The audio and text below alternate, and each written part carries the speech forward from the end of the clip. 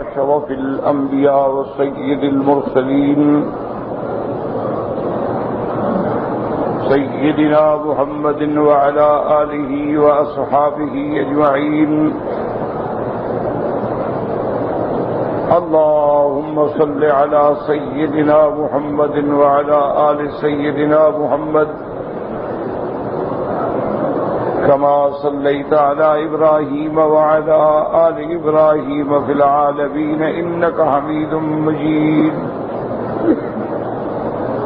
أعوذ بالله من الشيطان الرجيم. بسم الله الرحمن الرحيم.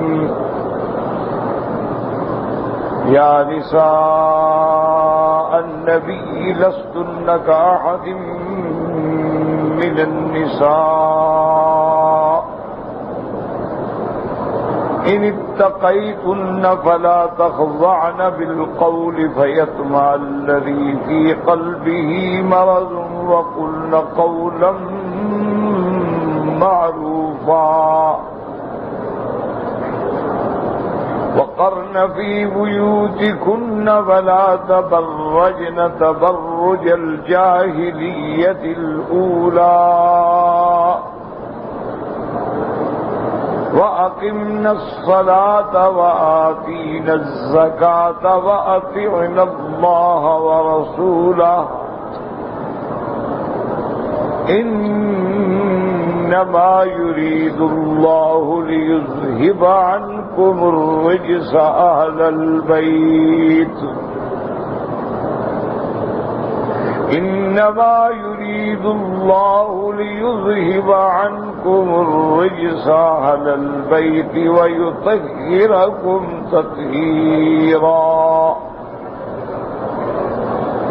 واذكرن ما يتلى في بيوتكن من آيات الله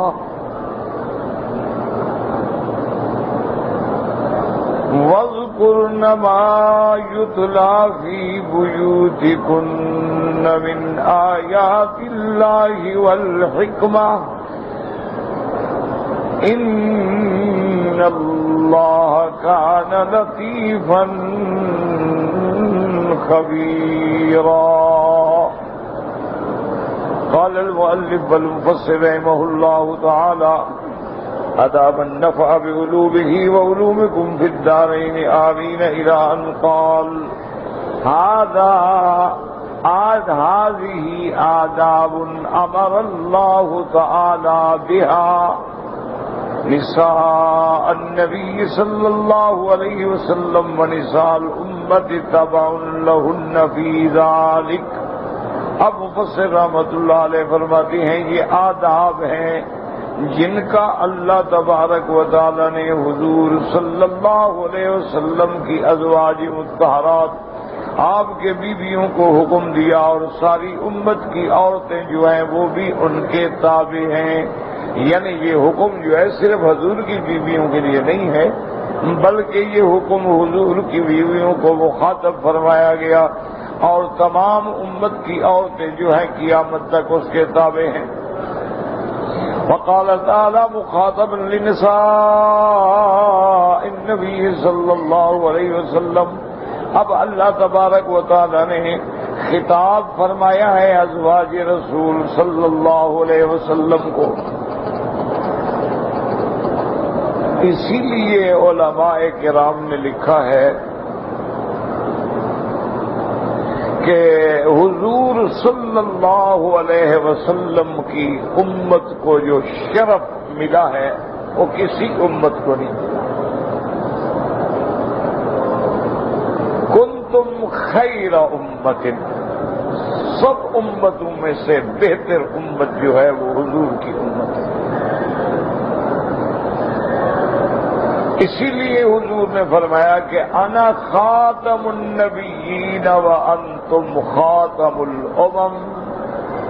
اللہ نے مجھ پہ نبوت ختم کر دی اور تم پہ امت ختم کر دی. میرے بعد نبی کوئی نہیں، میری امت کے بعد کوئی امت کوئی نہیں.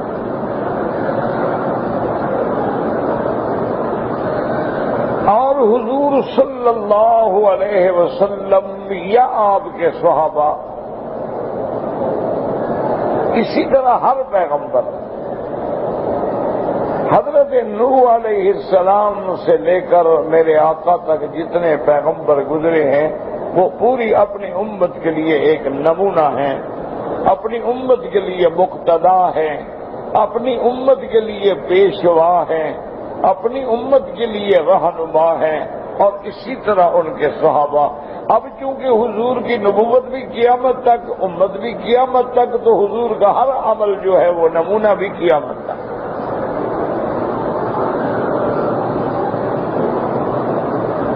اسی لیے جیسا کہ علماء فرماتے ہیں یہ تو ہماری جہالت ہے نا کہ ہم نے لڑائیاں اور جھگڑے اور مناظرے اور سر پٹول اور عجیب عجیب باتیں شروع کر ڈالی ہیں، ورنہ اصل تو بات یہ ہے کہ اللہ نے اپنے نبی کو نمونہ بنایا ہے، تو حضور کا جو بھی عمل ہے، جو بھی قول ہے، اللہ کی شان ہے، وہ قیامت تک محفوظ۔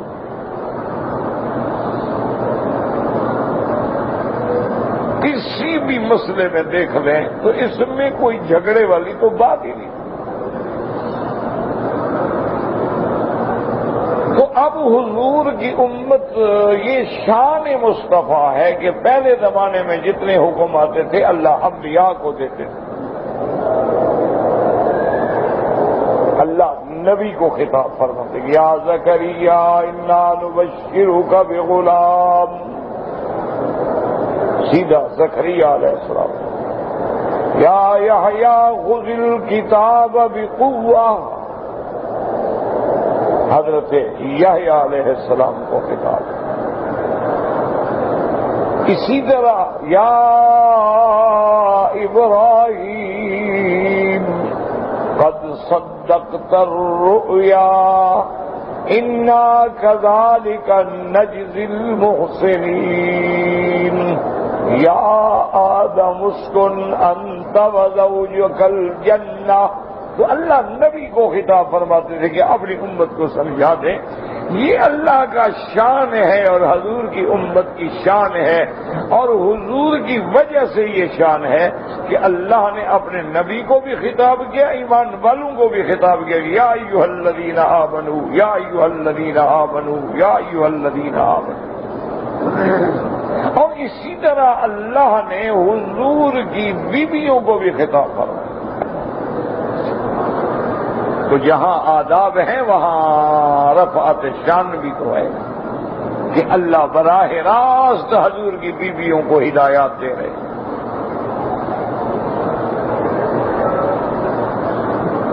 اور اس سے پہلے جیسے آپ پڑھ چکے ہیں کہ بیویوں نے اللہ کے رسول کو چن لیا، تو جب انہوں نے اللہ کے رسول کو چن لیا تو اب اللہ پاک ان کی ہدایت کے لیے اوامر جاری فرما رہے ہیں کہ اب تم نے اللہ کو چن لیا ہے، میرے رسول کو چن لیا ہے، تو اب ان باتوں پہ عمل کرنا ضروری ہے۔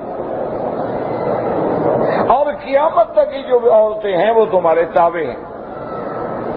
جو حکم آپ کے لیے ہے وہ خاص نہیں بلکہ ہر امت کی عورت کے لیے ہے، لیکن مخاطبین اول جو ہیں وہ آپ۔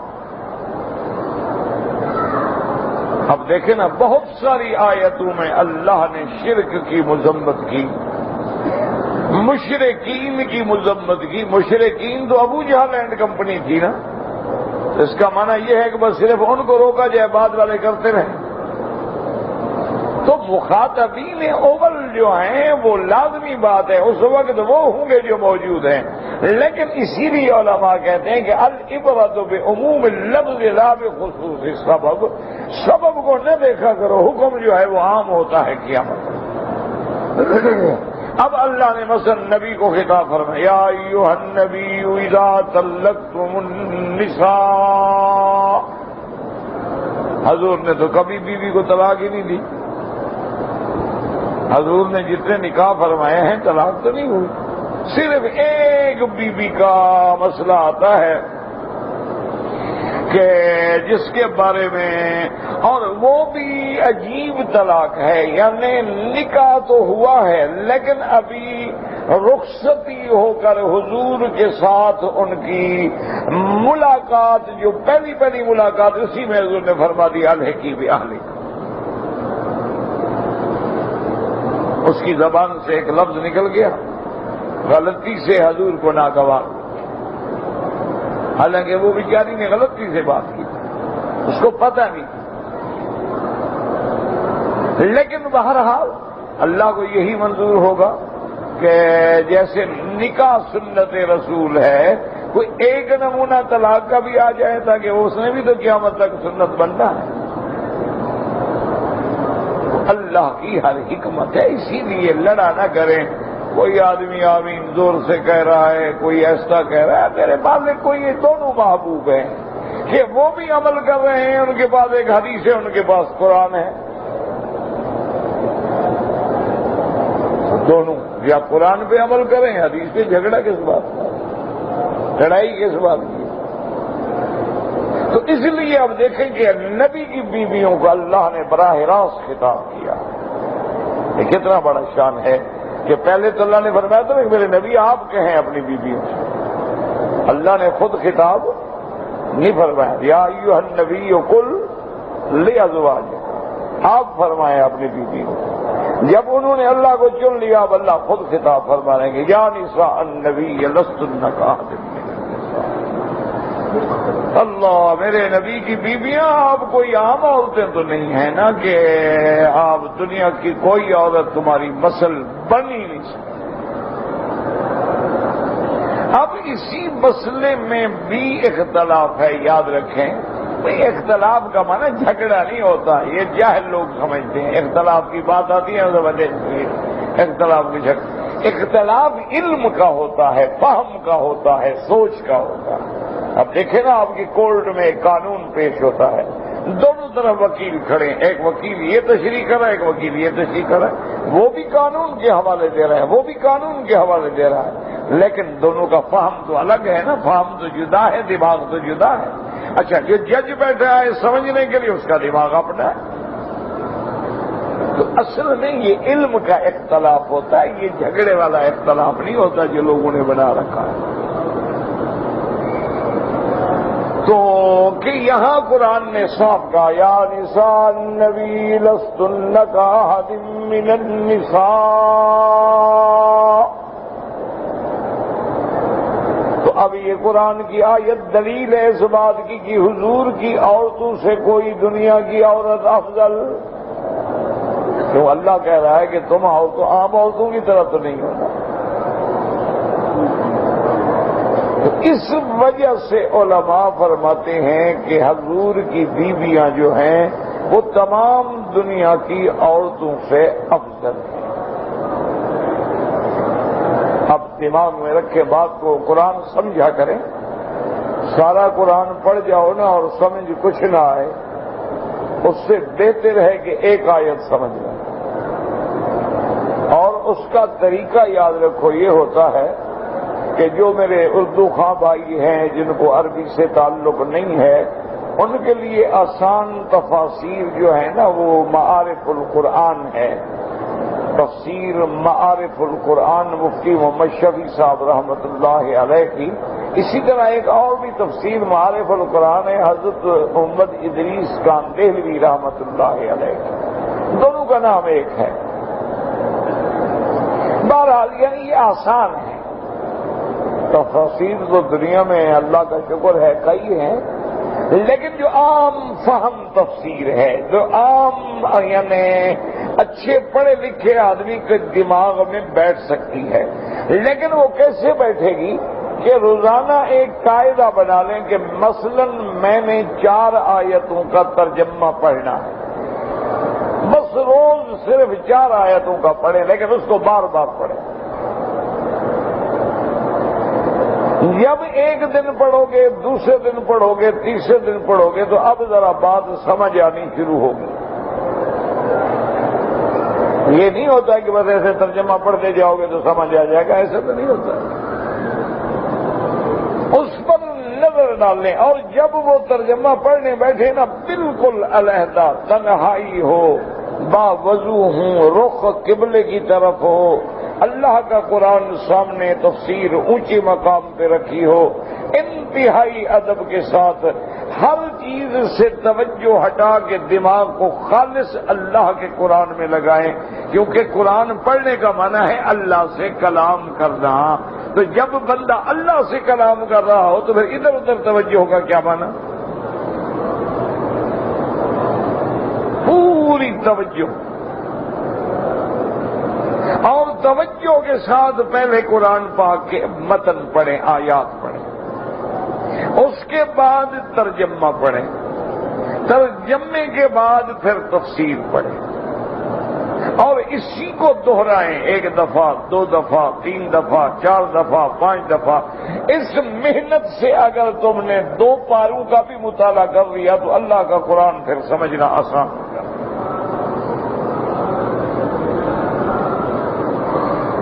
اب دیکھیں یہاں خطاب یا نساء النبی لستن کاحد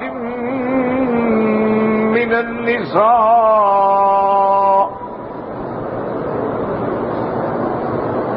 یا نساء النبی،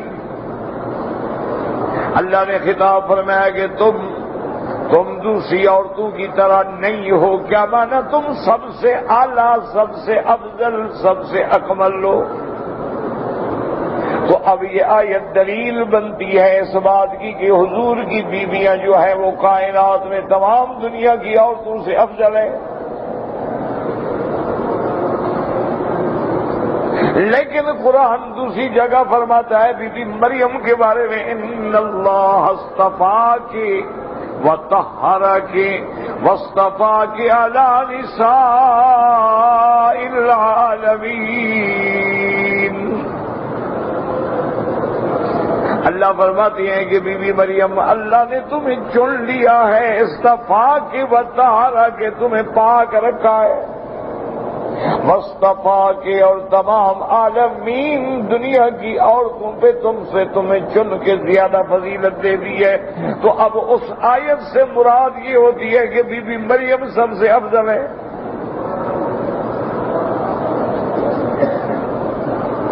عالمین الانس والجن، جیسے رب العالمین وما ارسلناک الا رحمتا للعالمین۔ وہاں قرآن کہتا ہے بی بی مریم اللہ نے تمہیں مصطفیٰ کے علی نساء العالمین، اللہ نے تمہیں چن لیا ہے کہ تمام دونوں عالم کی عورتوں سے تم سب سے زیادہ بہتر ہو۔ تو اب اس آیت سے معلوم ہوتا ہے کہ بی بی مریم سب سے بہتر ہے۔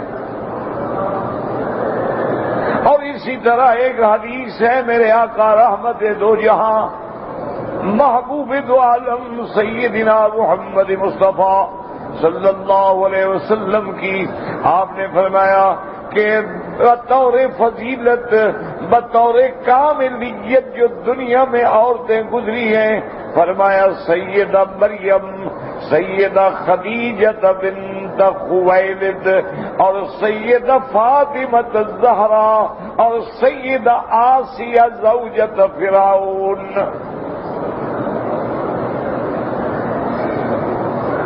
اللہ کے قرآن کو سمجھیں، حضور فرماتی ہیں کہ یہ 4 بیویاں جو ہیں افضل ہیں۔ ان میں حضور نے فرمایا کہ پہلے بی بی مریم، اور اس کے بعد فرمایا سیدہ خدیجہ، آپ کی زوجہ محترمہ، مؤمنہ، اول محسنہ، محسنہ اسلام، محسنہ محمد مصطفیٰ۔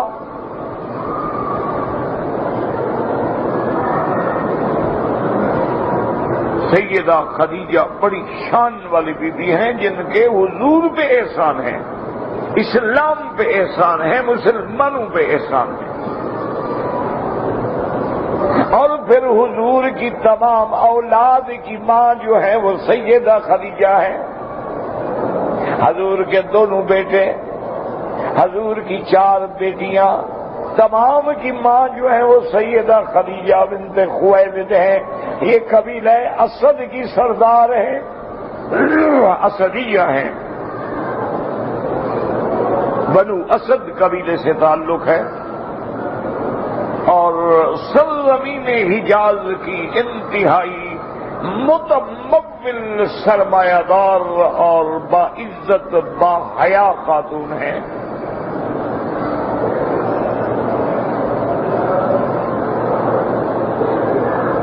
اور یہ اتنی شان والی خاتون ہے کہ علماء نے تاریخ میں لکھا ہے کہ دنیا میں اگر عقل مند عورتوں کو تلاش کیا جائے تو ان میں ایک سیدہ خدیجہ ہے اور ایک بی بی آسیہ ہے اور اسی طرح امرات العزیز ہیں. یہ وہ عورتیں ہیں جن کو اللہ نے خصوصی عقل سے اور فکر سے اور دماغ سے نوازا تھا.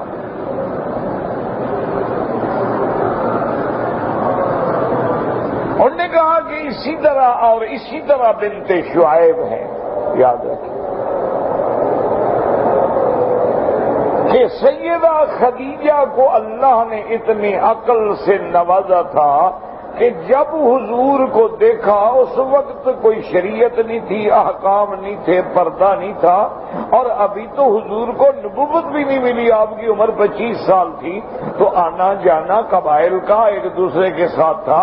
تو بی بی خدیجہ فوراً سمجھ گئی کہ یہ نوجوان جو ہے کوئی نرالی شان والا ہے.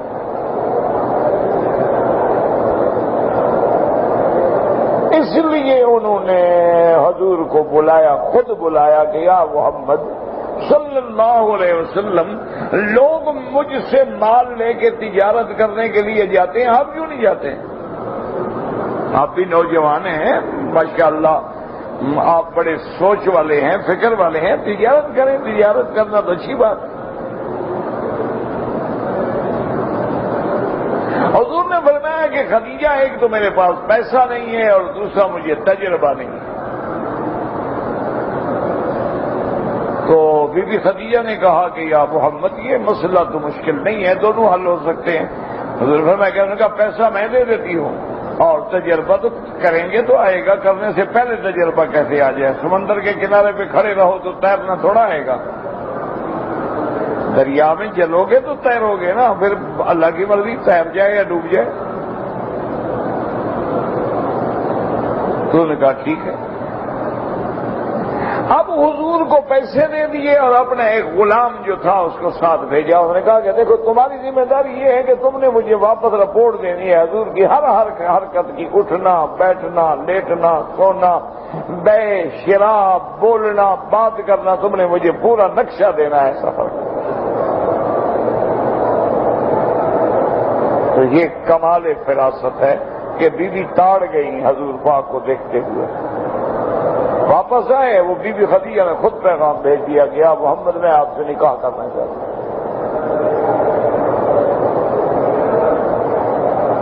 حضور نے جب آ کے اپنے چاچے سے کہا نا ابی طالب سے کہ سیدہ خدیجہ سے میں نکاح کرنا چاہتا ہوں، تو ابی طالب حیران ہو گئے، دنگ رہ گئے. انہوں نے کہا تو سارے قبیلوں کے سردار نکاح کرنا چاہتے ہیں، خدیجہ کسی کو گھاس نہیں ڈالتی ہے، آپ کیا کہہ رہے ہیں؟ انہوں نے کہا اس نے مجھے پیغام بھیجے گا تھا. ابی طالب نے کہا یا محمد دیر لگے، ابھی چلو میں خطبہ پڑھتا ہوں نکاح کرتے ہیں.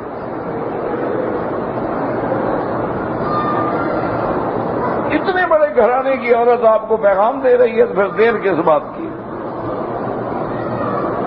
تو یہ کمال فراست تھا کہ اس نے پہچان لیا تھا کہ حضور صلی اللہ علیہ وسلم نرالی شان والا، یہ عام نوجوان نہیں ہے، یہ کوئی خاص شان رکھتا. اسی طرح حضرت شعیب کی بیٹی نے اپنے ابا سے کہا تھا کہ یا ابا تستاجر ہو، ابا جان حضرت موسیٰ کو اپنے پاس ملازم رکھ لو. ان خیر من استاجرت القوی الامین، یہ سب سے بہتر آدمی ہے، قوت والا بھی ہے اور امانت والا بھی ہے. تو وہ بھی تاڑ گئی تھی کہ حضرت موسیٰ کو چھائیں. سمجھ گئی تھی کہ یہ بات ہے کہ ایک پتھر 40 بندے نہیں اٹھا سکتے، اکیلا اٹھا کے پھینک دیا. اور امانت کا یہ عالم ہے کہ مجھے کہتے ہیں کہ تم میرے آگے مت چلو، میں آگے چلوں گا، میرے پیچھے چلو. ایک تو یہ ہے کہ عورت مرد سے کبھی آگے نہیں ہو سکتی، مرد مرد ہوتا ہے، اگر عورت آگے ہو جائے تو پھر وہ نہ مرد ہوتا ہے، وہ مرد نہیں ہوتا، مرد کے نام پہ داغ ہوتا ہے۔ اسلام نے چونکہ مرد کو آگے کیا تھا نا، انگریز نے مقابلہ کرنا ہے نا، لیڈیز از فرسٹ، عورت آگے، ٹھیک ہے جی کرو عورت آگے، لیکن ہیں بڑے یعنی ذہین دشمن کہ عورت کو اتنا ہمارے سروں پہ چڑھاتے ہیں، اپنے ملک میں صدر نہیں بناتے، ان کے قانون میں بھی نہیں ہے کہ عورت بن سکتی ہو، ابھی ترمیم کرنے کا سوچ رہے ہیں۔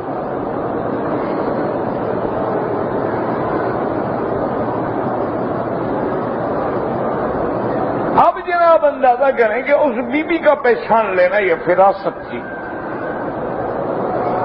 کہ وہ پہچان گئی، حضور صلی اللہ حضرت موسیٰ کی شان کو پہچان گئی۔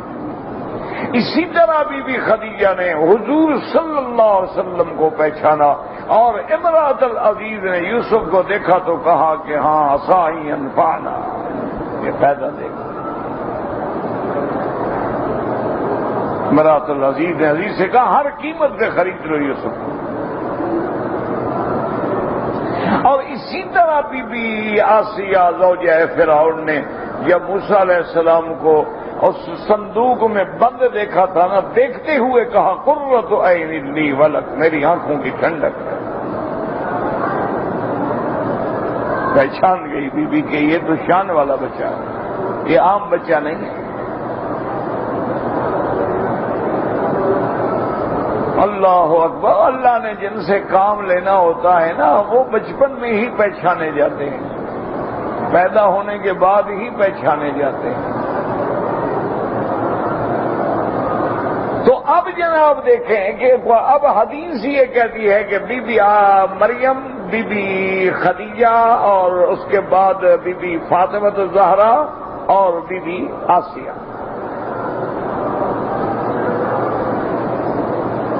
اور یہاں قرآن کہتے ہیں حضور کی ساری بیویاں افضل ہیں۔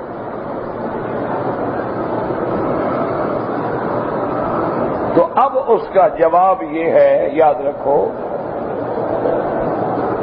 علماء نے یہ فرمایا ہے کہ اللہ کے نبی کی بیویوں کو تو کسی مسئلے میں شمار ہی نہ کرو نا، یہ باقی جو فضیلتیں آئی ہیں نا وہ حضور کی بیویوں کے علاوہ ہیں، حضور کی بیویوں کو تو مسئلہ ہی الگ ہے۔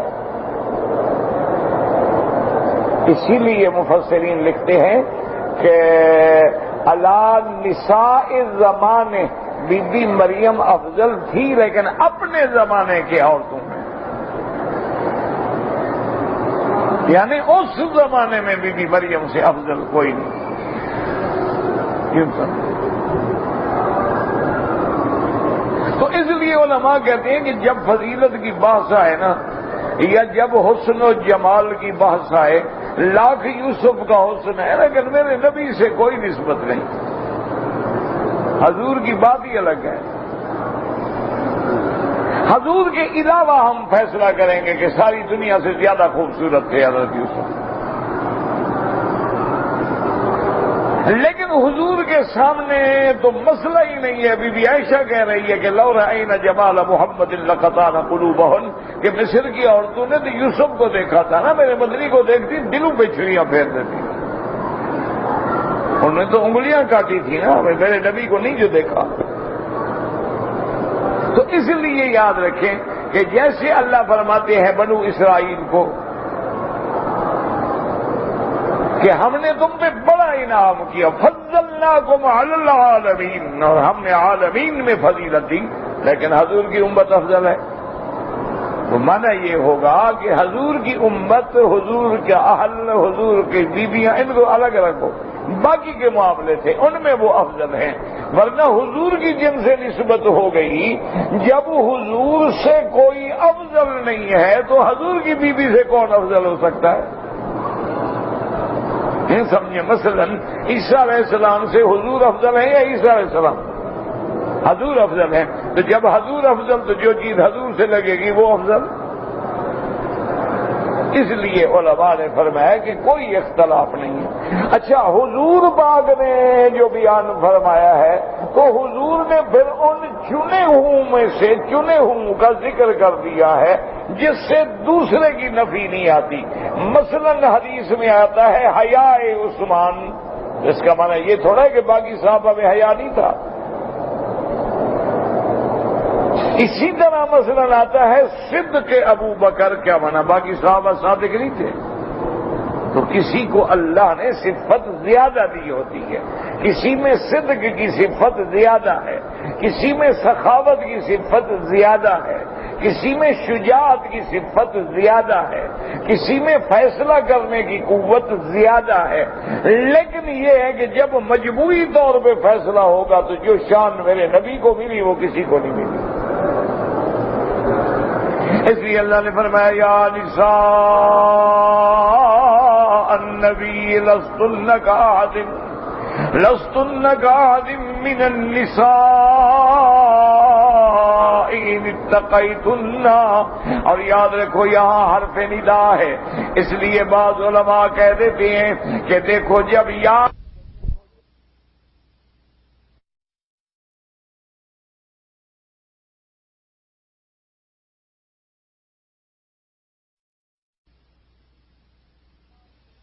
ندا سے نبی کی بیویوں کو پکارا جا سکتا ہے تو ہم یا نبی یا رسول یا محمد کیوں نہ پکاریں؟ ہر آدمی کا دماغ ہے نا لگا ہوا، وہ بھی اپنے مسئلے گھڑتے رہتے ہیں، خود تو بدلتے نہیں لیکن قرآن کو بدل دیتے ہیں۔ وہ کہتے ہیں جی کہ جب حضور کی بیویوں کو پکارنے کا حکم ہے، لیکن یاد رکھو یہ ندا اللہ فرما رہے ہیں یا ہم؟ کون خطاب کر رہا ہے؟ تو پھر اس کو تشبیہ دیتے ہو کہ ہم پکاریں۔ ہم اگر قرآن پڑھتے ہیں تو ان الفاظ کو نقل کر رہے ہیں، ورنہ ہماری کیا طاقت ہے کہ حضور کی بیویوں کو خطاب کریں؟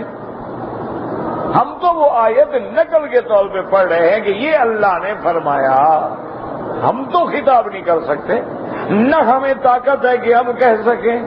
ہم تو وہ قصہ نقل کر رہے ہیں جیسے نماز میں ہم پڑھتے ہیں السلام علیکہ ایھا النبی ورحمۃ اللہ وبرکاتہ۔ کیا مانا کہ جب معراج کی رات میں حضور نے تحیات پیش کی، اللہ نے سلام بھیجا، فرمایا السلام علیکہ ایھا النبی، تو ہم تو نمازوں میں اسی مکالمہ معراج کو گویا نقل کر رہے ہیں، ورنہ ہماری کیا طاقت ہے کہ ہم خطاب کریں؟ اس لیے ہمیشہ سمجھا کریں یہ تو اللہ فرما رہے ہیں کہ یا نساء النبی لستن کأحد من النساء ان اتقیتن، اور پہلی ہدایت کیا ہے کہ فلا تخضعن بالقول فیطمع الذی فی قلبہ مرض وقلن قولا معروفا۔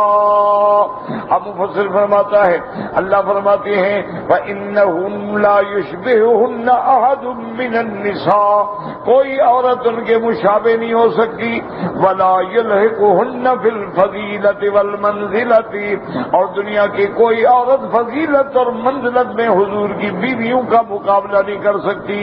ثم قال تعالی، پہلی ہدایت کیا ہے؟ فلا تخضعن بالقول قال السدی وغیرہ بذلک ترکیک الکلام اذا خاطبنا الرجال، کہ کسی بندے سے، اجنبی سے، غیر محرم سے نرم ناز انداز نخرے والی بات نہ کریں۔ فرمایا فیطمع الذی فی قلبہ مرض، جس کے دل میں کھوٹ ہوگا، دغل، جس کے دل میں نفاق ہوگا، کھوٹ ہوگا، برائی ہوگی، وہ تمہاری اس نرمی سے نعوذ باللہ دل میں بری تمنائیں پیدا کر لے گا۔ وَقُلْنَ قَوْلًا معروفا، اور جب بات کرو تو معروف بنا قولا حسنا جمیلا معروفا فی الخیر، ایسے الفاظ سے خطاب کرو کہ عزت والا لفظ ہو، شان والا لفظ ہو، خیر والا لفظ ہو، اور دوسرے کے دل و دماغ میں کبھی کسی قسم کے تما نہ آئے۔ جب بھی بات کریں بھائی، بیٹا، باپ، محترم، اور بات ایسے انداز میں کریں کہ اس میں کبھی نرمی بھی نہ ہو بلکہ کھل کے واضح بات ہو، مختصر بات ہو، تاکہ کسی کے دل میں کھوٹ پیدا نہ ہو۔ ومعنى هذا، اب مفسر فرماتا ہے کہ اس آیت کا ترجمہ کیا ہوگا؟ انہا تخاطب الاجانب بکلام، کہ جب کسی اجنبی سے خطاب کرو اس کے اندر لیس فیہ ترخیم، اس کے اندر کسی قسم کا کوئی لوچ نہ ہو۔ اے لا تخاطب المرأة الاجانب کما تخاطب زوجہا، یعنی معنی یہ ہے کہ جیسے بیوی اپنے خاوند سے ناز میں، انداز میں، پیار میں بات کرتی ہے، میٹھی میٹھی باتیں کرتی ہے، اس کے دل کو رجھانا چاہتی ہے، ایسے نہیں اجنبیوں سے بات کریں، مختصر صاف بات، معروف بات، کوئی ایسی بات بھی نہ کریں جس میں ابہام پیدا ہو جائے، ایسی بات بھی نہ کریں جس کے دو ترجمے بنتے ہوں، ایسی بات بھی نہ کریں جس میں اگلا سوچنے پہ مجبور ہو جائے کہ کیا کہہ رہی ہے۔ نہیں، کھل کے بات کریں، اور وہ باتیں نہیں، وہ انداز نہیں جو عورت اپنے خاوند سے، تو سیدھی بات ہے نا کہ وہ میٹھی بات کرے گی، پیار سے بات کرے گی، ناز سے بات کرے گی، انداز سے بات کرے گی تاکہ خاوند کی توجہ ہو۔ یہ تو نہیں کہ پھر تم اجنبیوں سے بھی ایسے بولو۔ اور دوسری ہدایت کیا ہے؟ وَقَرْنَ فِي بُيُوتِكُنَّ، قوله تبارک وتعالی وقرن فی بیوتکن، مانا الزمن بیوتکن فلا تخرجن لغیر حاجت، اپنے گھروں کے پردے کو قائم رکھو، اپنے گھروں میں رہو، اپنے گھر سے بغیر کسی ضرورت کے کبھی باہر نہ نکلو۔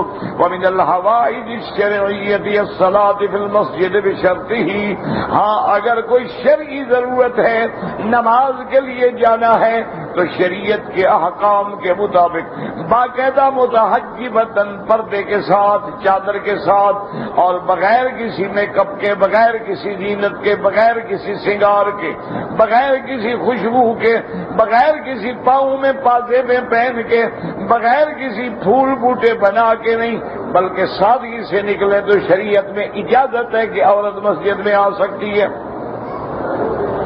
كما قال رسول الله صلى الله عليه وسلم لا تمنعوا إماء الله مساجد الله وَلْيَخْرُجْنَ وَهُنَّ تَفِلَاتٌ، حضور نے فرمایا اگر کوئی عورت اللہ کے گھر میں مسجد میں آنا چاہے نہ روکو، لیکن جب مسجد کے لیے نکلے تو عام لباس میں ہو، یہ نہیں کہ بن سور کے، میک اپ کر کے، سنگار کر کے، اعلیٰ قسم کے ڈریس پہن کے، ایسے لباس پہن کے جو غیروں کے لیے کشش کا ذریعہ بنے، ایسے لباس پہن کے جن میں اٹریکشن ہو، ایسے لباس پہن کے جن میں جاذبیت ہو، ایسے لباس پہن کے جو اتنے باریک ہیں کہ زمزم پیتے ہوئے اگر گر جائے تو سارا بدن نظر آئے، ایسے لباس کے دھوپ میں آئے تو سارا بدن نظر آئے، ایسے لباس کے جس میں اندر کے ان کی شمید اور بنیان کے رنگ بھی نظر آئے، ایسے لباس پہن کے آنے والوں پہ اللہ کے نبی نے لعنت بھیجی ہے۔ اس لیے فرماتے ہیں وقال الحافظ ابو بکر البزار حدثنا حمید بن مسعدة قال حدثنا ابو رجال الكلبي روح ابن المسيب ثقة قال حدثنا ثابت البناني عن انس رضي الله عنه قال جئنا النساء الى رسول الله صلى الله عليه وسلم فقلنا يا رسول الله صلى الله عليه وسلم ذهب الرجال بالفضل والجهاد في سبيل الله وما لنا عمل ندرك به عمل المجاهدين في سبيل الله تعالى فقال رسول الله صلى الله عليه وسلم من كعدت او كلمة نحوها من كن في بيتها فإنها تدرك عمل المجاهدين في سبيل الله ثم قال لا نعلم رباه عن ثابت الا روح ابن المسیب وهو رجل من اهل البصرة مشهور. حضرت انس سے روایت ہے کہ حضور صلی اللہ علیہ وسلم کے پاس عورتوں کا وفد آیا. انہوں نے آ کے عرض کیا کہ یا رسول اللہ ذهب الرجال بالفضل، مرد تو فضیلتیں لے گئے، مردوں نے تو جہاد کر کے شہادت یا غازی بن گئے، ہم کیا کریں؟ ہم اس مرتبے پہ پہنچنا چاہیں تو کیسے پہنچ سکتی ہیں؟ حضور پاک نے فرمایا کہ جو عورت اپنے گھر کو لازم پکڑ کے بیٹھے، اپنی عزت کی حفاظت کرے، اپنی اولاد کی تربیت کرے، اپنے خاوند کی عزت عرض مال کی حفاظت کرے، اللہ اس کو بھی مجاہد فی سبیل اللہ کا ثواب دیتا ہے. کیوں؟ مجاہد بھی تو ملک کی حفاظت کرتے ہیں نا، تو یہ بھی تو گھر کی حفاظت کر رہی ہے اور خامد کو جہنم سے بچا رہی ہے. وقال البزار ايضا حدثنا محمد بن المثنى قال حدثني عمرو بن عاصم قال حدثنا حمام بن قتادة عن مورك بن الأحوص عن عبد الله رضي الله تعالى عنه عن النبي صلى الله عليه وسلم قال إن المرأة عورة فإذا خرجت استشرفها الشيطان وأقرب ما تكون بروحة ربها وهي في قعر بيتها. حضرت عبداللہ ابن مسعود رضی اللہ تعالیٰ عنہ سے روایت ہے کہ حضور پاک نے فرمایا ان المرأة عورت، مرأة جو ہے، عورت جو ہے سر سے لے کر پاؤں تک عورت ہے. عورت مانا چھپانے والی چیز ہے. جب وہ گھر سے نکلتی ہے استشرف شیطان، شیطان ساتھ لگ جاتا ہے. اور آپ نے فرمایا کہ بی بی ہر عورت اپنے رب کی رحمت کے اس وقت زیادہ قریب ہوتی ہے جب اپنے گھر کے اندر بیٹھی ہو، کبھی باہر نہ نکلے ضرورت کے بغیر. ضرورت ہے، حج کے لیے جانا ہے، عمرے کے لیے جانا ہے، نماز کے لیے جانا ہے. کبھی کبھی غزوات میں، جہاد میں بھی عورتیں گئی ہیں حضور کے ساتھ.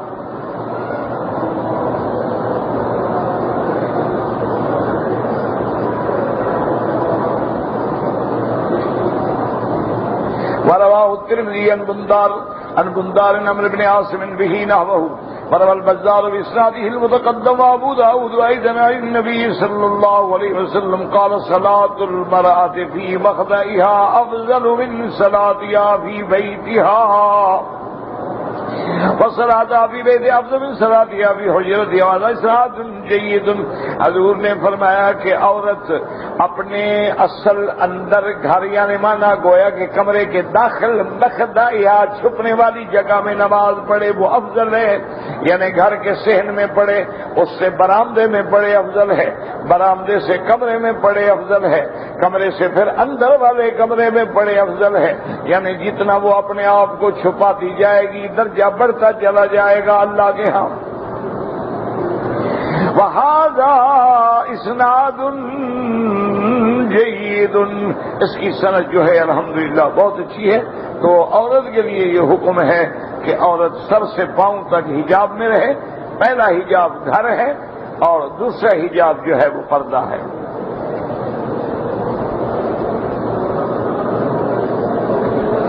بہرحال حرم میں نمازی مفرد ہو یا جماعت ہو اس کے آگے نہ گزریں. اگر مجبوراً گزرنا پڑے تو سجدے کی جگہ سے دور ہو کے گزریں. مکہ میں 8 جگہوں پر دعائیں قبول ہوتی ہیں، 8 نہیں 15 جگہ علماء نے لکھی ہیں. فضائل کے اندر ضروری نہیں ہوتا کہ ہر حدیث صحیح ہو. اور جب اللہ تبارک و تعالیٰ کے نبی نے جہاں جہاں دعائیں مانگی ہیں صاف بات ہے کہ وہ مقام، اب دیکھیں نا حضور نے مثلا سارے طواف میں پڑھا سبحان اللہ والحمدللہ، لیکن دعا کہاں مانگی؟ رکن یمانی پہ انی اسالک العفو والعافیہ. اور پھر ما بین الرکنین ربنا آتنا فی الدنیا حسنہ واتخذوا من مقام ابراہیم مصلی. اسی طرح ملتزم پہ پھر سینہ لگا کے حضور نے دعا مانگی. اسی طرح صفا پہ کھڑے دعا مانگی، مروہ پہ کھڑے دعا مانگی. تو صاف بات اس سے بڑی حدیث کیا ہو؟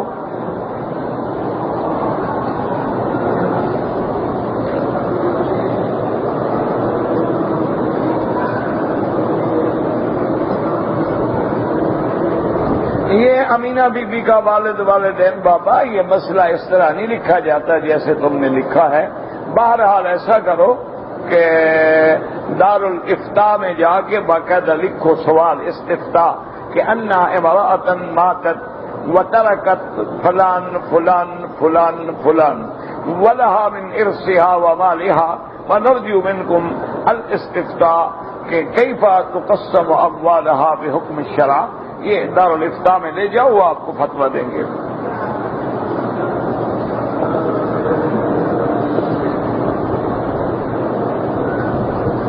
میری بیوی نیند کی حالت میں تھی، میری بھابھی نے اپنا لڑکا اس کی گود میں رکھا، بچے نے اس کے پستان میں گوڑ دودھ پی لیا، اب وہ ہماری بیٹی سے نکاح ہو سکتا ہے؟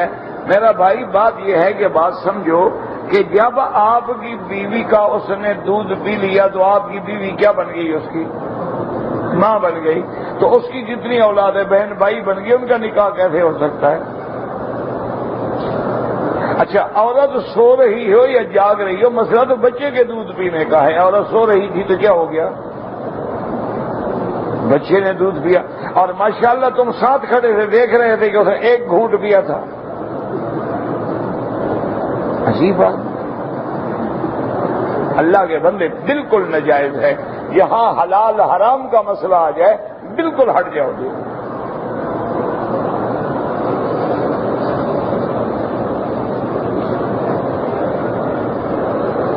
میاں بیوی مدینہ منورہ سے احرام باندھ کے مکہ شریف آ رہے تھے، راستے میں گاڑی خراب ہو گئی، واپس مدینہ چلے گئے، احرام کھول دیا، فوراً میاں بیوی آگے دونوں عمرہ کریں جو چھوڑا ہے، ورنہ ان دونوں کو دم بھی دینی پڑے گی، جتنا تاخیر ہوگی عمرہ بھی کرنا پڑے گا.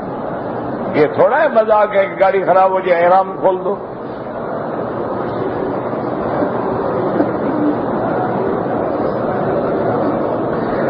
اگر سبحان ربی العظیم کی جگہ سبحان ربی العلیم کر دیں، ہم نہیں کر سکتے، یہ قرآن ہے. فسبح اسم ربک العظیم. جب یہ آیت اتری تو حضور نے فرمایا اجعلوها فی رکوعکم، اپنے رکوع میں یہ پڑھا کرو. جب آیت اتری سبح اسم ربک الاعلی، حضور نے فرمایا اجعلوها فی سجودکم، سجدے میں یہ پڑھا کرو. تو جب قرآن ہے حدیث ہے، ہم اپنی طرف سے پڑھتے رہیں.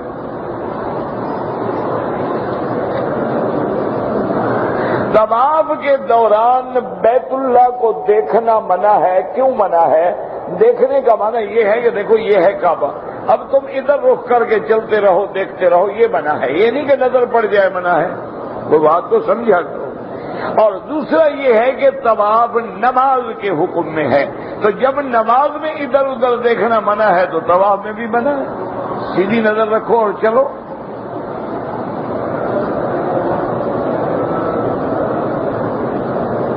لوگ کہتے ہیں کہ حضور کے روضہ مبارک میں ایک قبر کی جگہ خالی ہے جہاں حضرت عیسیٰ دفن ہوں گے. لوگ نہیں کہتے، یہ تو حدیث ہے رسول اللہ کی، صحیح حدیث ہے کہ عیسیٰ علیہ السلام اتریں گے اور اترنے کے بعد یدفن فی روضۃ النبی صلی اللہ علیہ وسلم، حضور کے روضے میں دفن ہوں گے. اور حضور نے فرمایا ھذا نبعث یوم القیامہ، میں قیامت کے دن ایسے کھڑا ہوں گا کہ میرے ساتھ عیسیٰ ہوں گے، ابو بکر و عمر ہوں گے.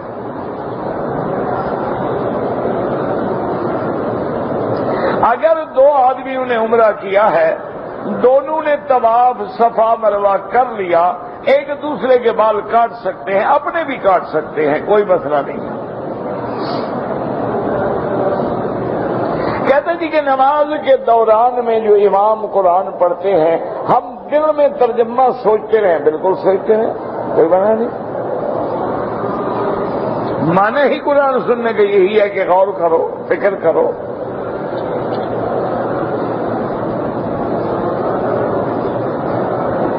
اگر ہم نے طواف شروع کیا، نماز کھڑی ہو گئی، اگر ایک چکر ہے یا دو چکر ہے تو پھر تو ابتدا سے دوبارہ کرو. اگر 3 چکر کر چکے تھے پھر جہاں چھوڑا ہے وہیں سے کرو.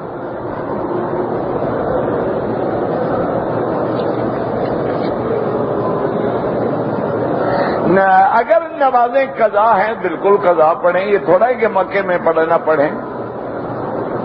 اگر کوئی آدمی 3 طواف کر کے بعد میں ہر طواف کی 2 رکعت پڑھ لے جائز ہے، لیکن افضل یہ ہے کہ ہر طواف کے بعد 2 رکعت پڑھیں۔ اگر دوران طواف میں وضو ٹوٹ جائے، طواف چھوڑ دے، وضو کرے پھر طواف کرے۔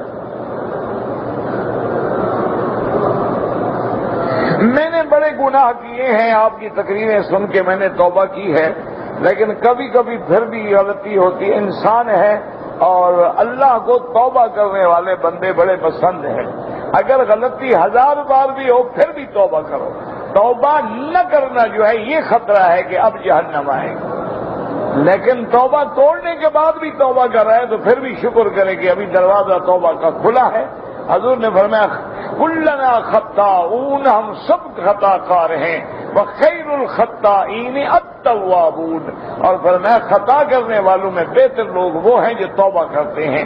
تو توابون مبالغے کا صیغہ ہے، مانا بار بار توبہ کرتے ہیں۔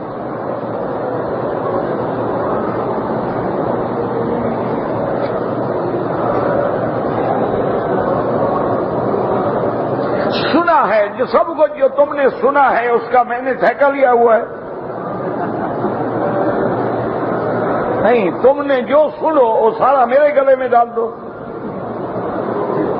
سنا ہے کہ نماز فاتحہ کے بغیر نہیں ہوتی، سنا نہیں حدیث ہے، کوئی نماز فاتحہ کے بغیر نہیں ہوتی، یہ حدیث ہے حضور کی، لا صلاۃ الا بفاتحۃ الکتاب، کہ کوئی نماز فاتحہ کے بغیر نہیں ہوتی۔ اب آپ حرم میں مجھے بتائیں کون سی نماز ہے جس میں فاتحہ نہیں پڑھی جاتی؟ جلدی کرو نا، وقت ختم ہو جائے گا نا۔ کوئی نماز ایسی ہے جس میں فاتحہ نہ ہو؟ پھر نماز تو ٹھیک ہو گئی نا۔ یہاں یہ لفظ تو نہیں ہے نا کہ امام پڑھے یا مقتدی پڑھے، نماز میں فاتحہ نہ ہو تو نماز نہیں ہوگی۔ امام پڑھتا ہے، نماز میں فاتحہ آ گئی، نماز بغیر فاتحہ کے نہیں ہے۔ آپ مقتدی کا لفظ دکھا دیں، ہم بھی پڑھیں گے، کوئی جھگڑا نہیں، کوئی لڑائی نہیں، کوئی جھگڑا نہیں، کوئی سر پھٹاول نہیں۔ یہ ہے کہ فاتحہ کے بغیر نماز نہیں ہوتی، تو ہر نماز میں فاتحہ موجود ہے۔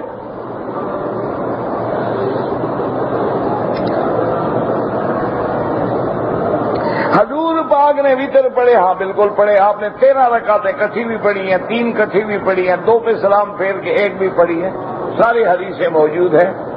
تم وتر پڑھا کرو، جھگڑے میں نہ پڑھا کرو۔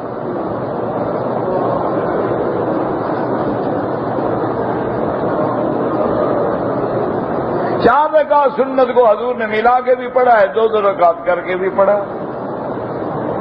نہ ملا کے فرض ہو جاتا ہے، سنت کیوں نہیں ہوتی آخر؟ یہ تو مجھے سمجھاؤ کبھی کہ 4 رکعتیں ملا کے فرض تو ہو جاتے ہیں لیکن سنت رک جاتی ہے، کیا وجہ؟ اللہ کے بندے، تو صحیح حدیث ہے، بی بی عائشہ فرماتی ہیں کہ حضور جب تہجد پڑھتے تھے کان یصلی 8 رکعات، 8 رکعت پڑھتے تھے، کان یصلی 4 رکعت کر کے حضور پڑھتے تھے۔ کیا بات ہے، حدیث ہے، تو سیاہ ستہ کی حدیث ہے۔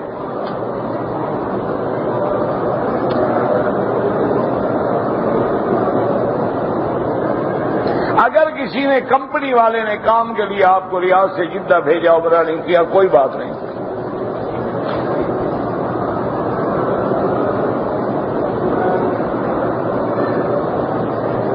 اگر ہم کسی کا بچہ گود لینا چاہیں، اپنا بیٹا بنانا چاہیں، اسلام اجازت دیتا ہے، بالکل اجازت ہے۔ حضور نے بیٹا نہیں بنایا حضرت زید کو،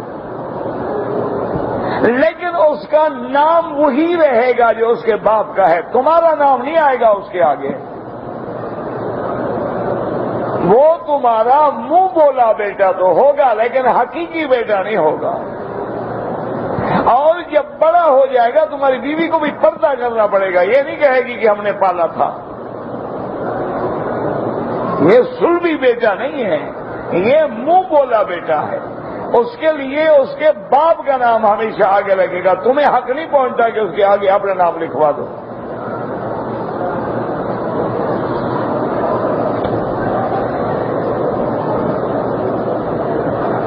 کہتے ہیں کہ جی عورتیں بھی اگر اپنے بدن کی صفائی کرنے کے لیے بلیڈ استعمال کریں یا سیفٹی سے کوئی بات ہے، مقصد تو صفائی ہے۔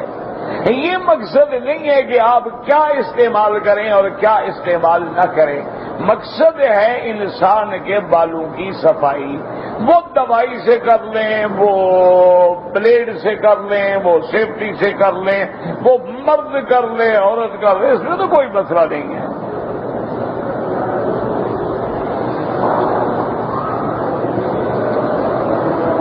حال شہادت کی انگلی جو ہے نماز میں احناف کے نزدیک ہے کہ اشہد اللہ الہ الا اللہ، نفی اس بات، غیر اللہ کی نفی کرے اور اللہ کا اس بات کرے۔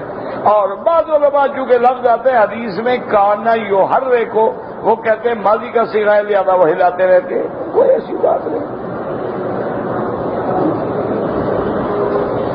پاکستان میں 27 رجب کو روزہ رکھا جاتا ہے، بالکل ثابت نہیں ہے حدیث سے، بلکہ بدعت شمار ہوگا، کیونکہ نہ حضور نے رکھا نہ صحابہ نے رکھا ہے۔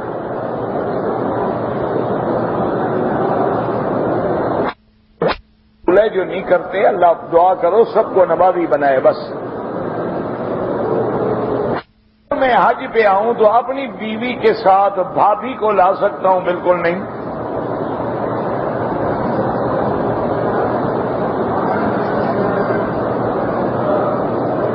یہ لوگ سمجھتے ہیں کہ بیوی جو ساتھ ہے تو پھر تو خود بخود حفاظت ہو گئی نا، اور بیوی تو نماز پہ آ جائے گی طواف پہ اور آپ ہوٹل میں ہوں، پھر کیا ہوگا؟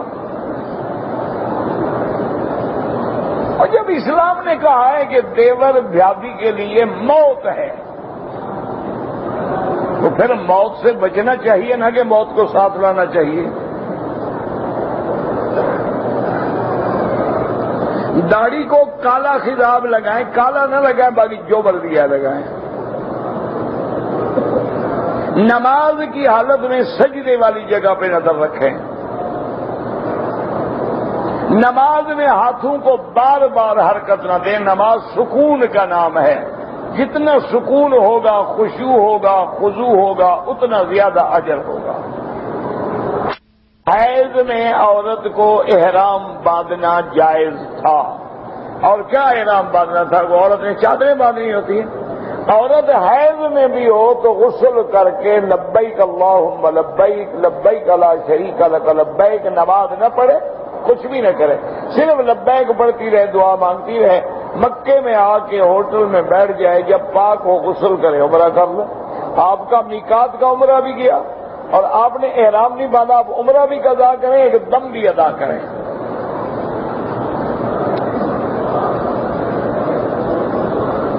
عورت نے بچے کو 2 دن دودھ پلایا، 2 دن پلائے، 1 دن پلائے، وہ اس کی اولاد، اس کے بہن بھائی ہے، نکاح نہیں ہو سکتا۔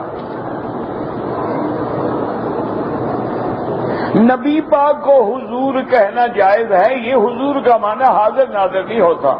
اگر حضور کا معنی حاضر ناظر ہو تو بنگلہ دیش کے تمام علماء اور بزرگ حاضر ناظر ہوں گے، وہاں تو ہر آدمی کو حضور آ گئے، حضور آ گئے، حضور آ گئے، حضور آ گئے، حضور آ گئے، حضور کھڑے ہو گئے، حضور مر گئے، حضور زندہ ہو گئے، وہاں تو سب حضور ہیں۔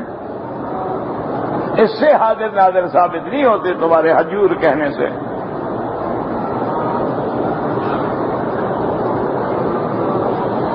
ختم ہو گیا، اب لفظ حضور ہی دلیل رہ گیا تمہارے پاس۔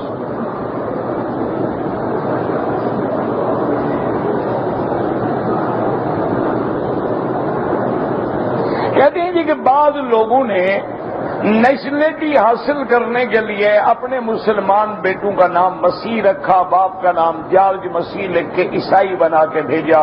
توبہ کریں، اپنی اولاد کو واپس بلائیں، ان کو دوبارہ کلمہ پڑھائیں اور ان کو کفر سے بچائیں، ورنہ ماں باپ بھی اور سب جہنم میں جائیں۔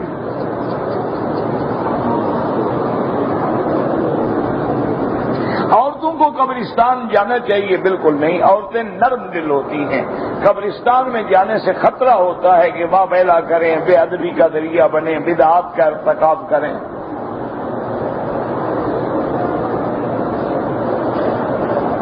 نہیں، اصل میں عورت قبرستان میں جا کے مثلاً کیا کرے گی؟